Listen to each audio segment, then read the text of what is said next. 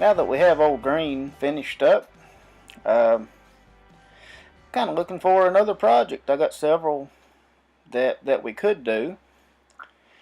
I don't know how many I'll get done before the winter break's over, but we have the old camper that I was given.